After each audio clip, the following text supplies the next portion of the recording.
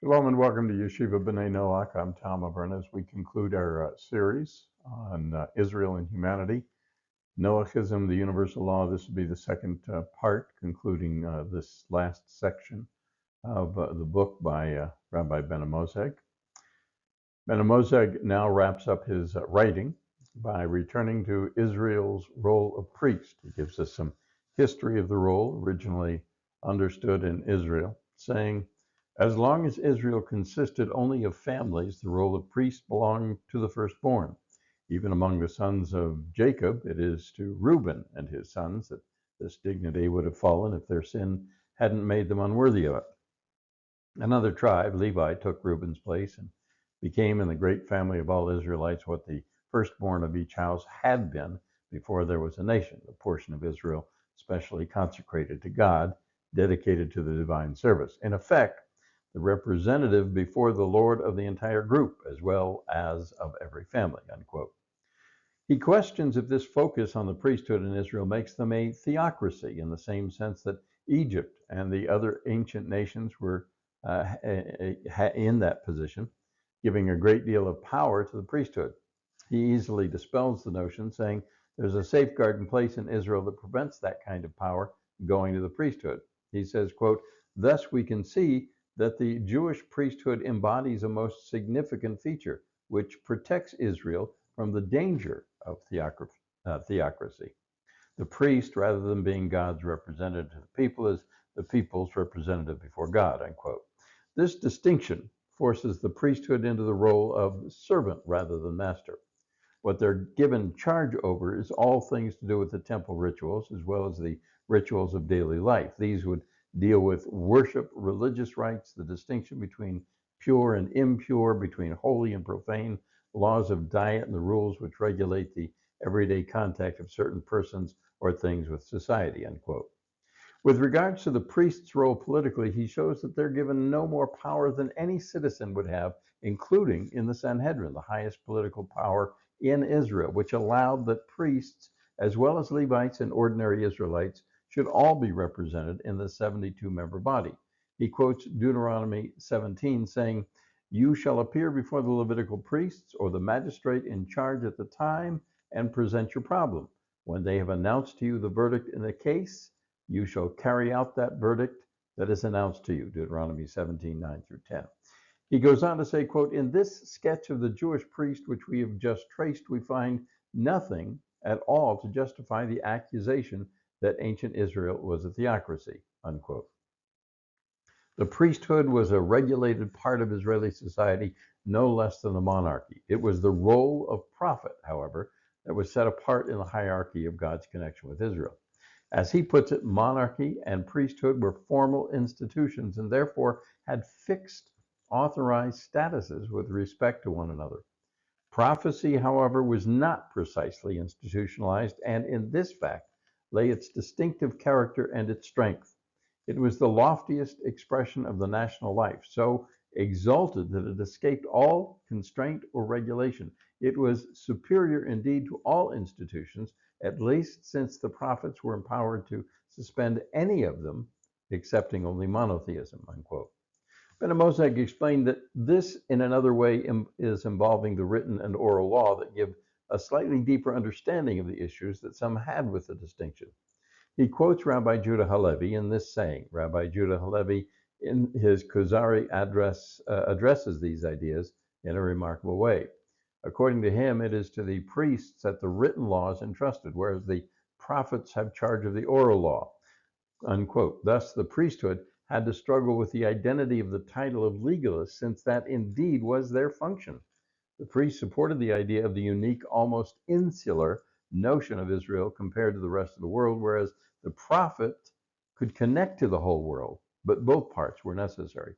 In Benamozegh's words, quote, from a slightly different perspective, one could say that the priesthood stands for Israelite particularism, while prophecy represents Israel's cosmopolitan inclination. That is, progress, not only in the time, but also in the space. In this sense, the priesthood, monarchy, and public administration are all expressions of Israelite particularism. The priesthood is administrator of that part of the religion which is Israel's particular heritage. the super-rational element, the monarchy as protector of Israel's political interests, the public officials as upholders of the legal foundations of Israelite society.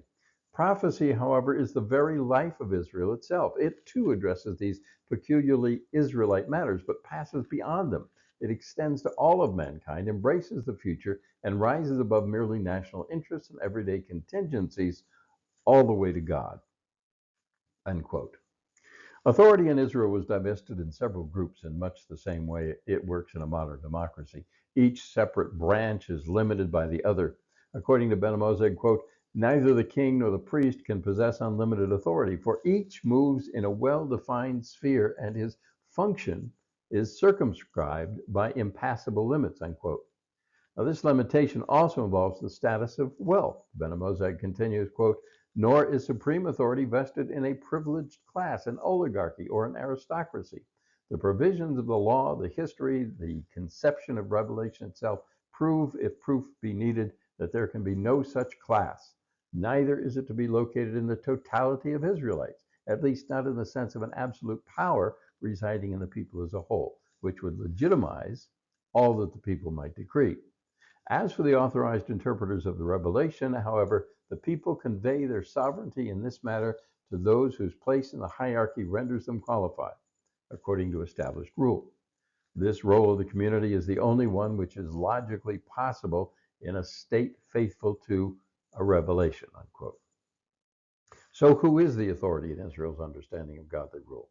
The answer seems clear to Benamozegh, who says God is the only legislator, and the people his only interpreter on earth.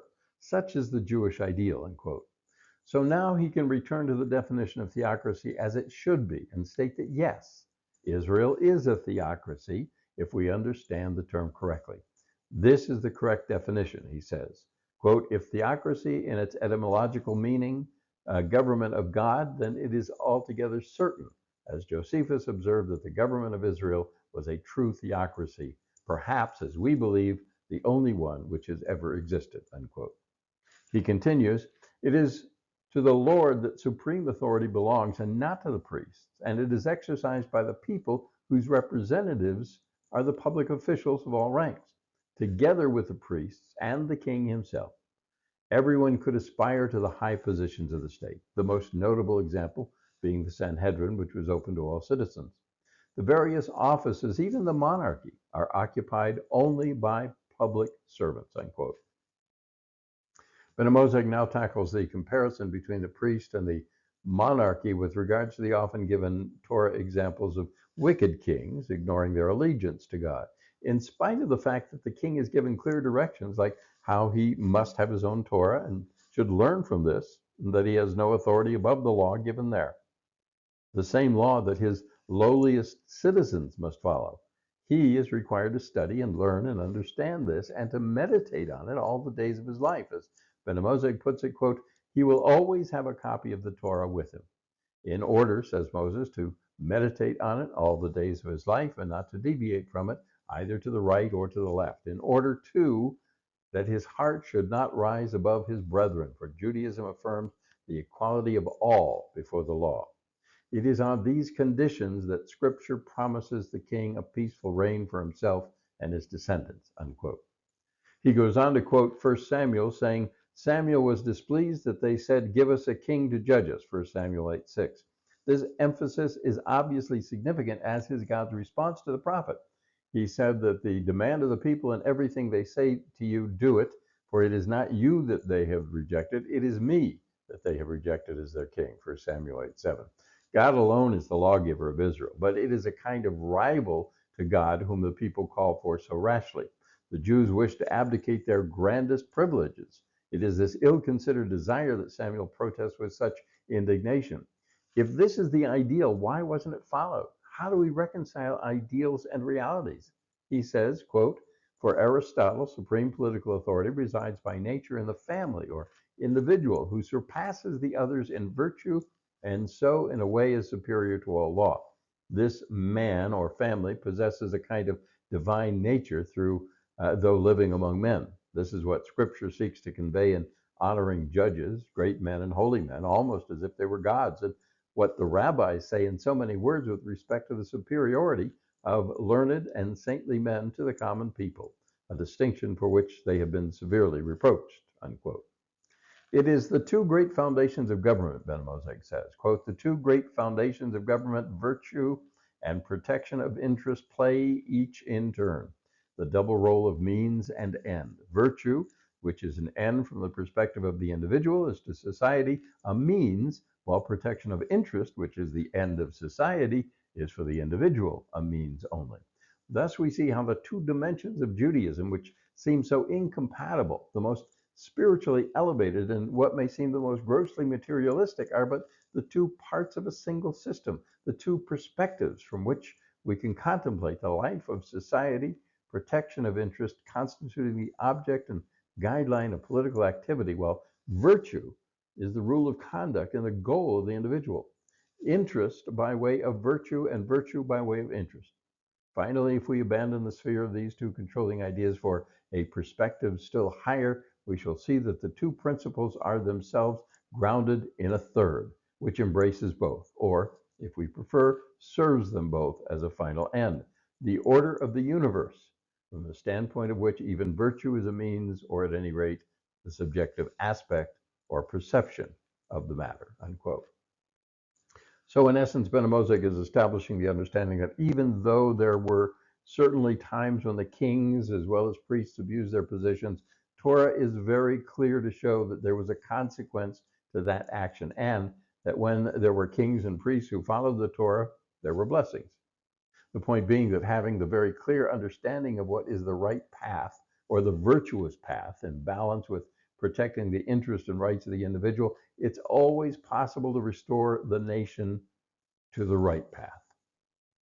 Benamozegh now wraps up his discourse with an interesting look at the importance of both the temple as well as Jerusalem to Israel, as well as to the Noahides. He says that it is a very ancient Hebraic idea that the house of the Lord and the holy city was a reflection, as it were, an epitome of the entire universe. And the proof of this is in the structure of the building itself and its symbolism, as well as the role played by Gentiles in the erection of the sanctuary. He points out from the very beginning, in the leaving of Egypt, Israel gathered precious materials from the Egyptians themselves that would later be used in the building. We can see that in Exodus 3, verse 22.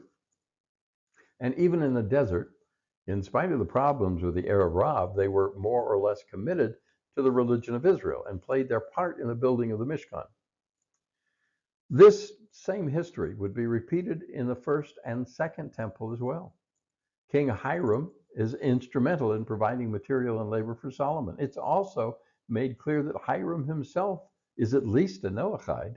Benamozegh says, quote, King Hiram was a skillful artist, and scripture takes care to identify him as the son of a Jewish mother and a Tyrian father, as if to suggest that in him, Israel and the Gentile world joined together to accomplish the sacred task.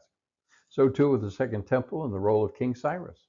Ezra records, quote, but in the first year of King Cyrus of Babylon, King Cyrus issued an order to rebuild this house of God, also the silver and gold vessels of the house of God that Nebuchadnezzar had taken away from the temple in Jerusalem and brought to the temple in Babylon. King Cyrus released them from the temple in Babylon to be given to the one called Sheshbazzar, whom he had appointed governor. He said to him, quote, take these vessels, go, deposit them in the temple in Jerusalem, and let the house of God be rebuilt on its original site. Ezra 5, 13 through 15. Benamozegh concludes this idea saying, quote, in sum, it seems that in all phases of the history of Israel, the same kinds of events must recur. The nations will be called upon to collaborate with Israel in fulfilling the divine will. There are predictions of this kind in Isaiah. Israel will be welcomed by the people amidst whom she is exiled. The nations and their kings will take part in the reconstruction of the temple. Quote, aliens shall rebuild your walls, Isaiah 60, verse 10. Now, with regards to the design of the temple, Benamozegh says, quote, after the area which was accessible to the Gentiles came the parvis, the court of Israel, and this second part was followed by the area reserved for the family of Aaron. Gentiles were not permitted to enter the court of Israel, nor could the ordinary Israelite enter the court of priests. Moreover, the priests themselves were denied access to that part of their court called the Holy of Holies, which was open but once a year and for the high priest only. Thus, there were, in a sense, three temples, each with its own distinct purpose, together constituting a unique sanctuary, a symbol of the community of all believers, an organic unity whose parts coexisted harmoniously. The fact that a section of the sanctuary of Jerusalem was reserved for Gentiles who were not asked to commit themselves to Mosaism is perhaps a phenomenon unique in religious history. It demonstrates the close bonds which link the religion of mankind with that of Israel, unquote. Benamozegh also demonstrates the connection of Mosaism's festivals to the Noachide. These demonstrate a noble and grand religious conception that is not self-centered but mankind-centered, a unique belief in a universal religion that extends even beyond the earth or universe, but into the infinite nature of God. Benamozegh details the festivals of Sukkot as one proof, saying, the Mosaic law itself provided for this participation on the festival of Sukkot, the Feast of Tabernacles. This date is significant, for apart from the Sabbath, which we have already discussed in this connection, Sukkot is the only Israelite festival which, according to Scripture, should be celebrated in the temple by all nations. All who survive of all those nations that came up against Jerusalem shall make a pilgrimage year by year to bow low to the King, Lord of hosts, and to observe the Feast of Booths, Zechariah 14, verse 16. Now, this prophecy is accompanied by an assertion that those who abstain from observing Sukkot will be punished, and thus, let us note in passing, forms conclusive proof that the law will remain unchanged even in messianic times, unquote. Benamozegh now mockingly gives credit to the much maligned Pharisees, saying, quote, well, let us listen to the voice of Israel speaking through its leaders, the disparaged Pharisees. Although the Bible expressly prescribes the sacrifices under discussion, it says nothing about the reasons for them or their significance, thus following its usual practice with respect to the subject. The Pharisees, however, provide such explanations, and in a notably humanitarian spirit. First, let us quote from Leviticus, Rabbah, under the name of Rabbi Joshua ben Levi, a Palestinian Amorah of the 3rd century, saying, if the nations of the world had known how useful the tent of meeting was to them, they would have surrounded it with tents and fortified camps in order to protect it, unquote. And in another quite similar passage, quote, if the nations of the world had known how useful the temple was to them, they would have surrounded it with fortified camps to protect it, for it was more useful to them than to Israel, unquote. A midrash on Shir HaShirim puts the matter in more measured terms, but no less explicitly, while broadening its scope. Quote, your eyes are like doves, from Song of Songs 4:1, means that just as the dove offered at the temple atones for everyone, so Israel atones for all peoples. For the 70 calves which were burned on the altar at the Feast of Tabernacles were offered on behalf of the nations, in order that their existence might be maintained in this world, which is why it is written, quote, they answer my love with accusation, and I must stand judgment, unquote, Psalms 109:4. That is, I pray for them. In Treatise Sukkah of the Talmud, we encounter a similar passage. Rabbi Yochanan says, woe to the Gentiles for what they have lost in losing the temple, for when the temple was standing, atonement was made for them on the altar by means of the 70 calves offered in sacrifice. But now, how will they atone, unquote. And here are other passages from the Pesachta. Quote, God says to Israel, my children, I know that during the 7 preceding days of the Festival of Tabernacles, you were occupied with sacrifices for the peoples of the world. Now, Shemini Eseret, the 8th day of the solemn assembly, you and I must celebrate together, unquote. Rabbi Alexandri told the parable of a king who had the joy of marrying off his son. During the entire week of feasting, the king's son was busy doing honor to the guests he had invited. When the marriage week was over, the king said to his son, I know that during the entire week of the marriage festivities you were occupied with your guests. Now you and I must celebrate together. So too, during the 7 days of Tabernacles, Israel occupies itself with sacrifices for the nations of the world. For, says Rabbi Phineas, all the 70 bullocks which Israel sacrificed during Sukkot were on behalf of the 70 heathen nations of the world, that they might not perish for their sins, unquote. Benamozegh notes the interesting connection to the Christian calendar, saying, it's curious to see how Christian belief has reached a similar conclusion by a roundabout route. A Protestant theologian who has studied the Christian rites of Easter and Pentecost and their relation to Passover and Shavuot affirms, quote, with regards to tabernacles, we still lack a corresponding festival, but when the years are accomplished and we find ourselves at last in the required conditions, we too will solemnly join in celebrating tabernacles. Mankind's present life, which is a life of wandering in the desert, like that of the Israelites after their departure from Egypt, has a Passover, that is a Pênes, which in French means both Passover and Easter, and a Pentecost. The word is used for both Jewish Shavuot and Christian Whit Sunday, but not yet a tabernacle, since this festival was instituted precisely for the commemoration of that life of a wandering in the desert. It follows that the Sukkot of the Gentiles cannot be celebrated until the moment of the resurrection, unquote. Benamozegh's perspective is, from a Jewish perspective, of course, this moment would mean the time of the Messiah. Having spent so much time trying to prove that Hebraism is inclusive of all mankind, Benamozegh now addresses whether this means it teaches that all mankind must now believe and do exactly the same thing. For that matter, does Mosaism require all Israel to do exactly the same thing?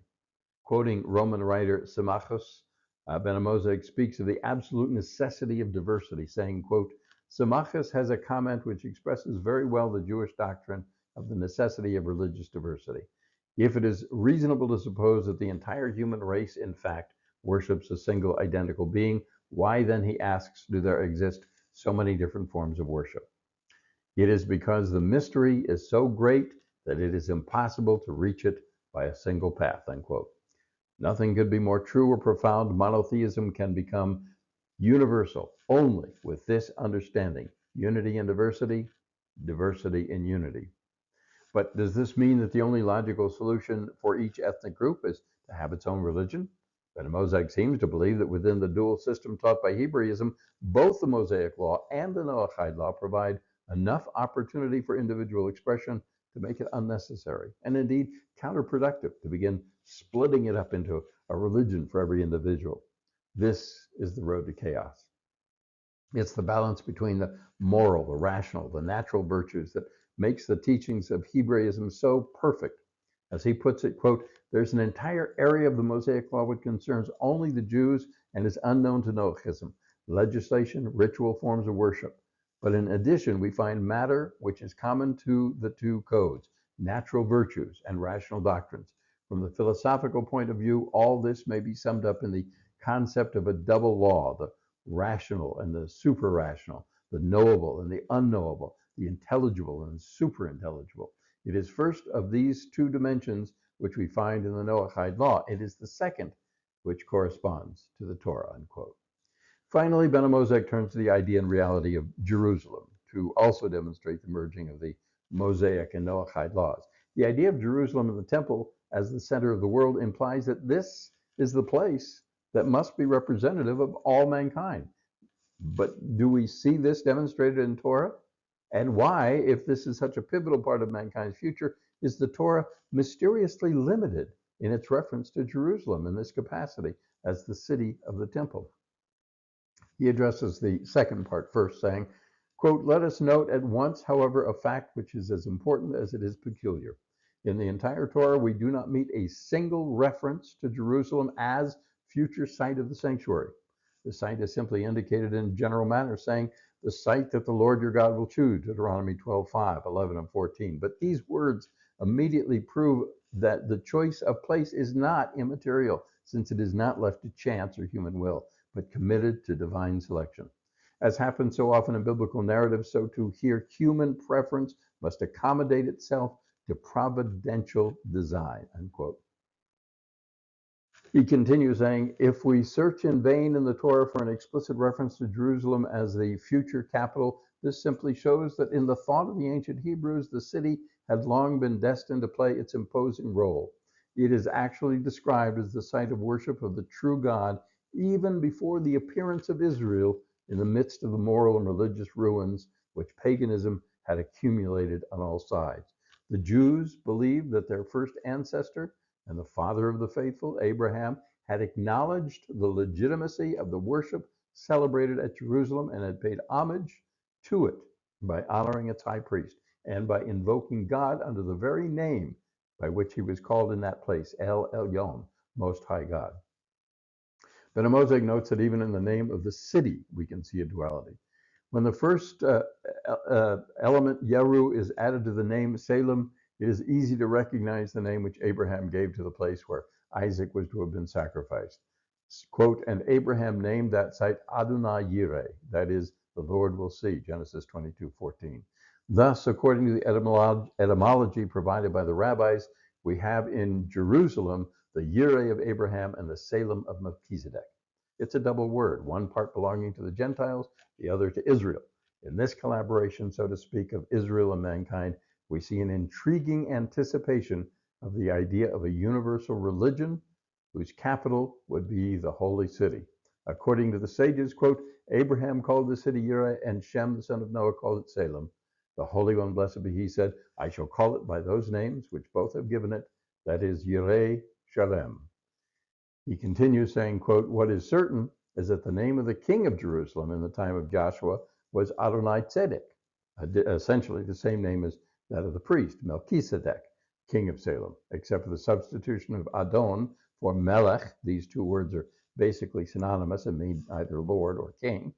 Now we know from Jeremiah that the name of the Messiah will be Adonai Tzidkenu, or even simply Tzidkenu, our justice.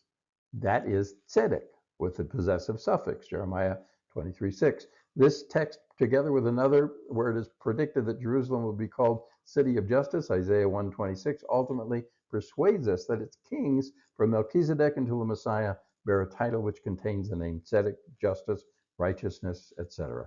Furthermore, we find the prophet Jeremiah calling Jerusalem by the same name that he predicts for its future king. In those days shall Judah be delivered, and Israel shall dwell secure, and this is what she shall be called, Adonai Tzidkom, Jeremiah 33:16. So this name of Tzedek appears then as a sort of dynastic title for all the kings of Jerusalem, from the time of Abraham to the era of David, exactly comparable to Pharaoh in Egypt and Abimelech among the Philistines.